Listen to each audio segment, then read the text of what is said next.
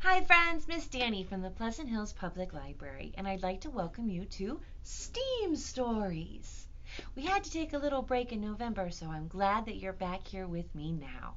Today we are going to be discussing architecture and the various shapes and themes you might see in various buildings. Our title story today is If I Built a House, written and illustrated by Chris Van Dusen, and read today with permission of Penguin Random House. In this story, our main character designs his dream house. So while I'm reading, I want you to be thinking about what might be in your dream house. Are you ready?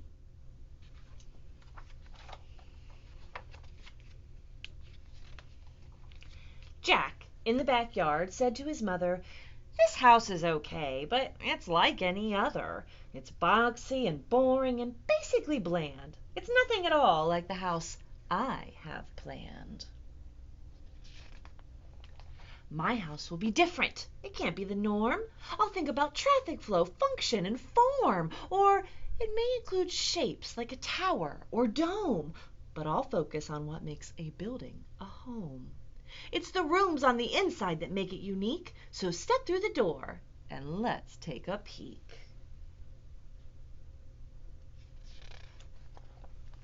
We'll start with the basics right off the bat. Check out my all-in-one kitchen-o-mat. You don't have to cook and you don't have to clean. It's done by a space-age robotic machine.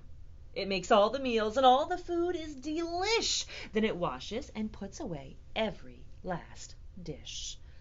I want one. That sounds awesome. The living room's next. It's fun. Come on in. The chairs and the table and the sofa all spin, and trampolines lead to a giant ball pit. It's a pretty neat room, you have to admit.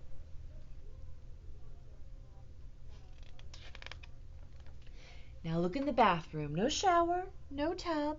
Instead, take a ride on my scrub-a-dub-dub. Just sit on the belt and it washes you clean, even the places that you've never seen. Whoa. And here is my bedroom, way up in the sky, on top of a tower 200 feet high. With glass all around, just check out the view. A bed in a tower, now that's something new. The rooms we walked through just moments before are the kinds that you'll find in any decor. But if I built a house, I'd add a few more. So hop on the slide. It's time to explore. You know how I constantly love to create? Well, this is my art room. Isn't it great?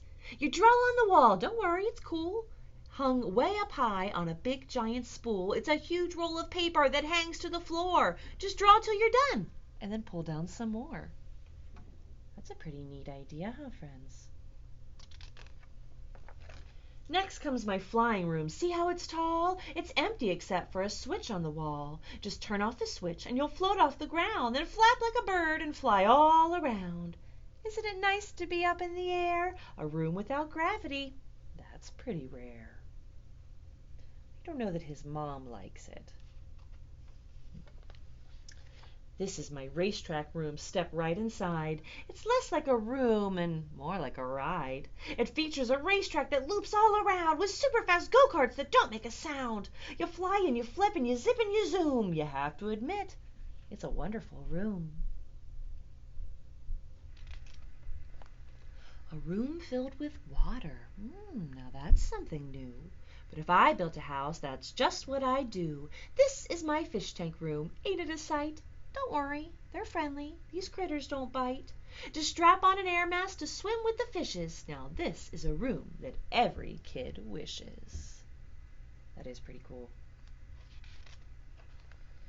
Of course, I've been saving the best room for last, and literally speaking, this room is a blast. So welcome, sit down, I'll seal up the hatches. This plexiglass playroom completely detaches. You fly it around, why it even has jets. For me, this room is as good as it gets. My house will be nifty, my house will be neat, my house will stand out as the best on the street. Daringly bold, yet exquisitely fine, a must-see example of modern design. My house will be hailed as refreshingly new. if I built a house. That's just what I'd do.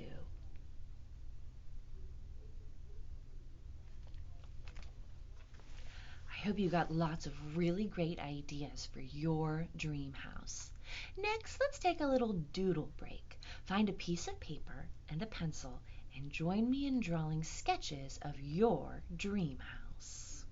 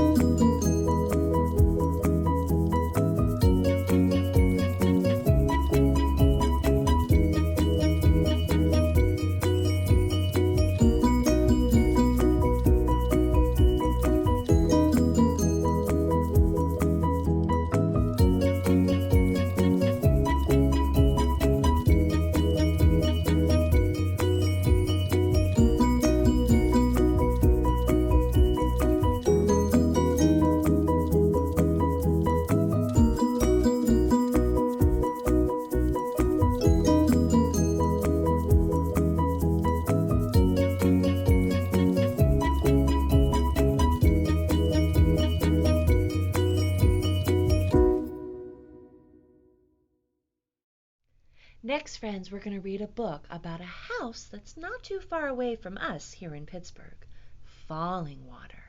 Have you ever heard of it? Maybe you've gone to visit it before.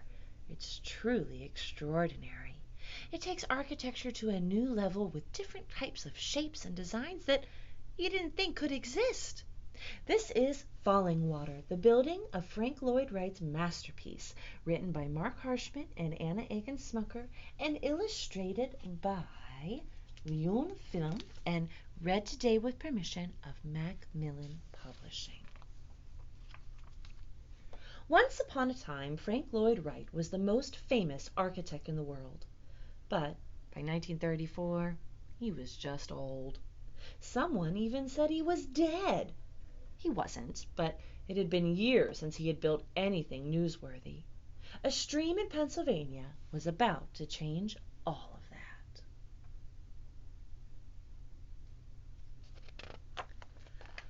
Flowing fast and cold, tumbling over dark rocks, between rugged hills, rushes a stream called Bear Run. In the office of his Pittsburgh department store, Edgar Kaufman thinks of building a new house. Factory smoke whirls outside his window. Streetcars' noisy clangs fill the air. He writes a letter. Dear Mr. Wright, I have a project in mind for you. Please come for a visit.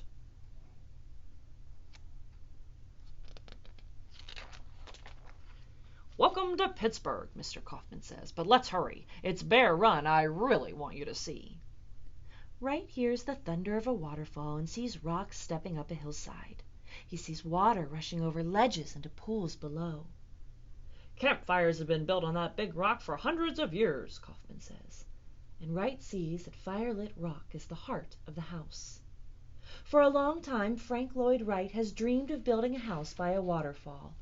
And now he has his chance. A week later, he writes to Kaufman for maps showing every rock and tree, and says, Visit to the waterfall in the woods stays with me, and a dwelling for you has taken shape in my mind. In the spring and summer, Wright comes to Bear Run to look again and again at the land and how the water falls. The slopes are steep. He will have to build up. He imagines a tower. From it and the rocky cliff, the house must grow.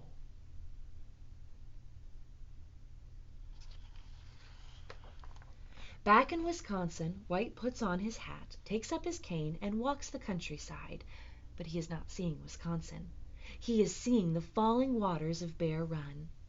In dreaming this house, he will use everything he has ever seen: stone walls from Wisconsin, sand and adobe from the Southwest, towers and trellises from Italy, art prints from Japan. And he wants to hear the waterfall in every room of the house and to see sunlight fill every space.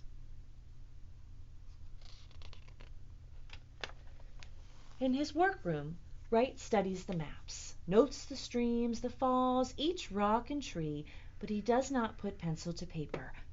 Not yet. Instead, he dreams.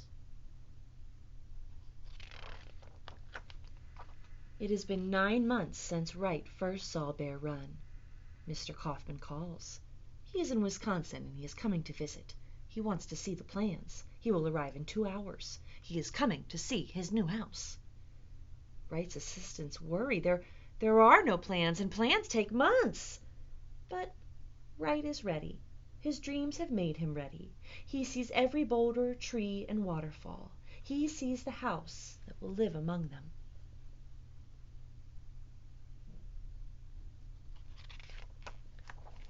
His assistants are ready too, big sheets of paper ready.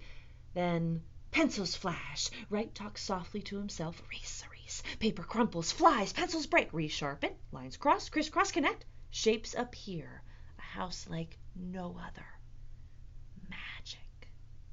A house like no other, where sun can shine, where balconies fly, where falling water is heard from every room. Wright finishes with a flourish, and Mr. Kaufman knocks on the door.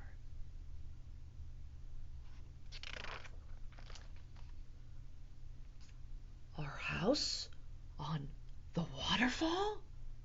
Yes.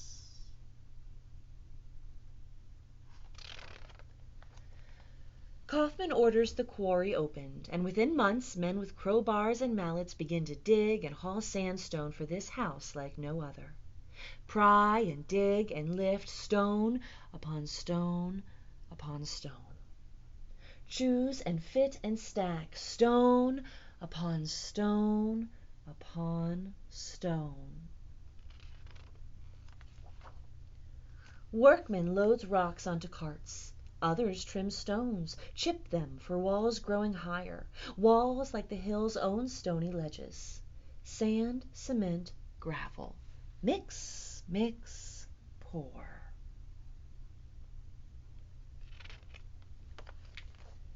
Now concrete wings and long flat roofs step up the hillside. In the thundering water, scaffolding spreads its spindly legs. Like branches extending from a tree, the house stretches out over the falls.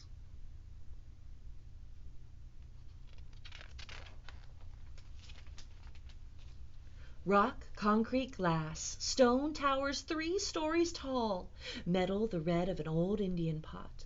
The scaffolding is knocked away, and the dream flies free, soars over the water. Never has there been such a house.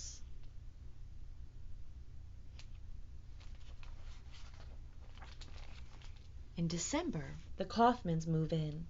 At their holiday parties, pine branches fill the house with the smells of the forest. Like a lantern glowing in the trees, the house hangs in the darkness. Wright visits in the spring. In the early morning, before anyone is awake, he explores the house he named Falling Water. He sees the living room just as he dreamed it, dark and low as a bear cave. The flagstone floor like wet rocks in a stream, the large boulder jutting beside the fireplace, the heart of the house, just as he imagined on his very first visit. He listens, and through the many windows comes the music of water, the tune always different, always the same. The trees, the stream, the waterfalls, all still there, and this house looking like it grew right out of the rocks, belonging.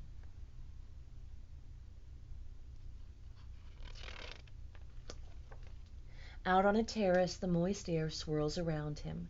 He leans over as far as he dares. Dreams.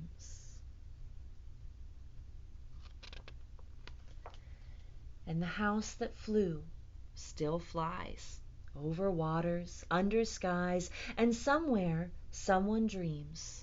So can I. So can I. And now, friends, let's look at some pictures of the real falling water while we talk a little bit more about its design and construction. Frank Lloyd Wright finished designs for falling water in 1935, and construction began almost immediately. Construction was completed in 1939, and the Kaufman family resided there for many years. In 1963, Edgar Kaufman Jr. donated and entrusted falling water and the surrounding 469 acres of land to the Western Pennsylvania Conservancy. Today, you can visit Falling Water. There are virtual visits you can do by visiting fallingwater.org. The library is currently closed to the public, but that doesn't mean that you can't access all of the wonderful resources we have inside this building. You can check out any items we have inside the building using curbside pickup service. You can also order items online from other libraries that'll come through delivery, and you can pick them up here too. We're doing all of our pickups in our lobby since it's a little cold outside. When you do an order, we put everything you want checked out in a bag with your name on it on our special gray shelf inside our lobby. And you can pick it up during our curbside pickup hours, which are Mondays from 10 to 4, Tuesday, Wednesday, Thursdays 10 to 8, and Friday and Saturdays 10 to 4. I'm going to talk just a little bit about some books that relate to today's topic that you can check out using our curbside pickup service. If you would like to check out any of the titles that I talk about, or any item at all, give us a call at 412-655-2424 or send us an email to pleasanthills@einetwork.net. Our first set of books are some fun nonfiction books about building, architecture, and the history of homes.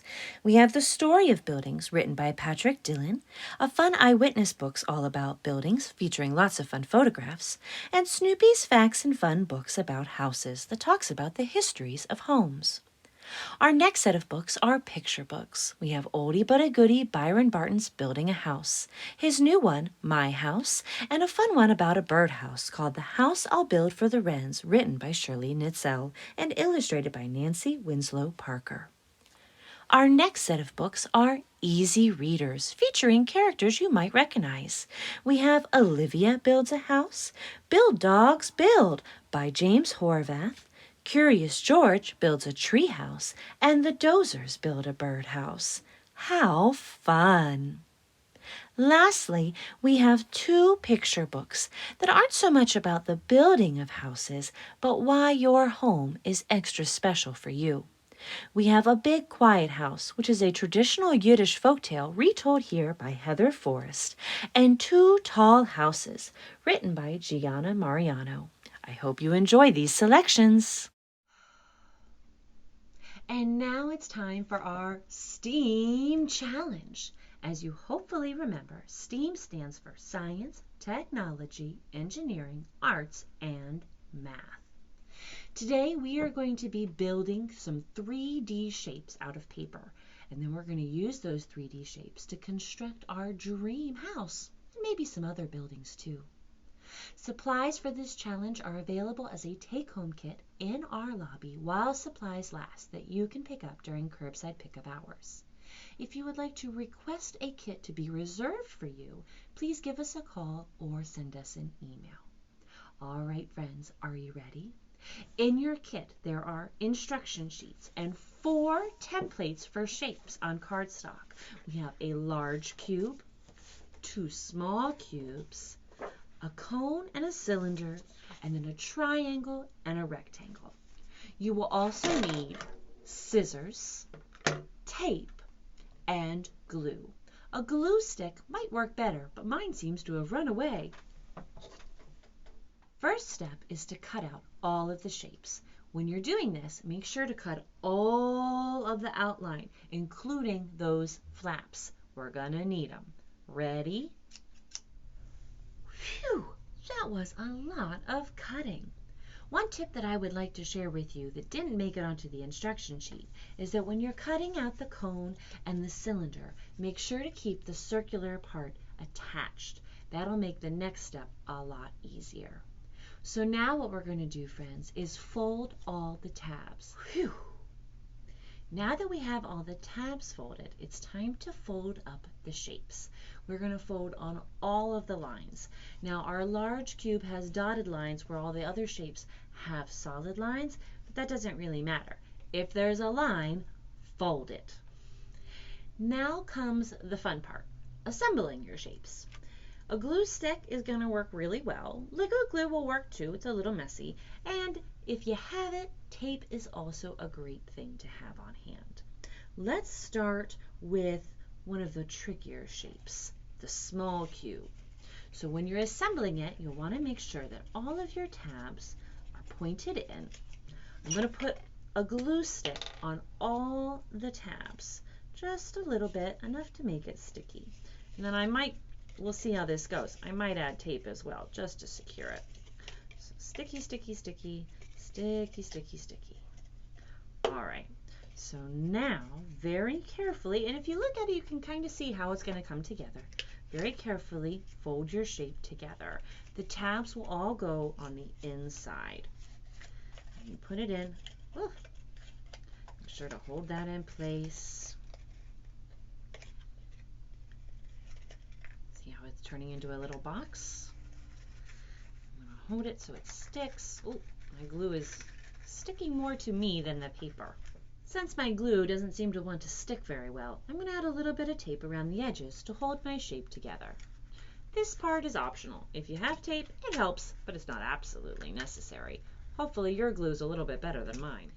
Now let's assemble all the shapes.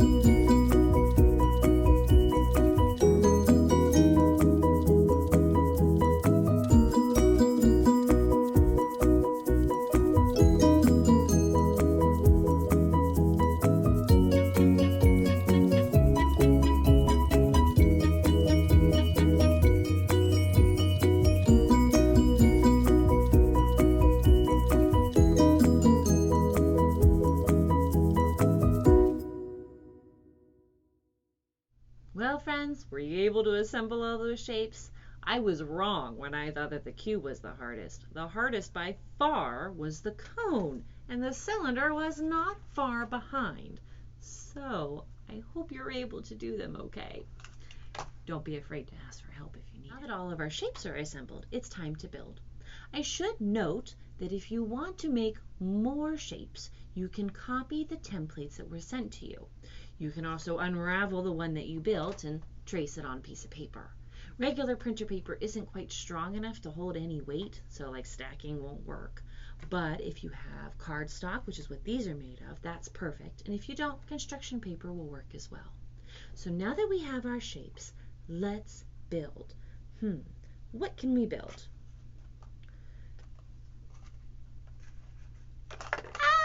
The fun thing about these paper shapes is that there is no wrong answer to the question, what can you build?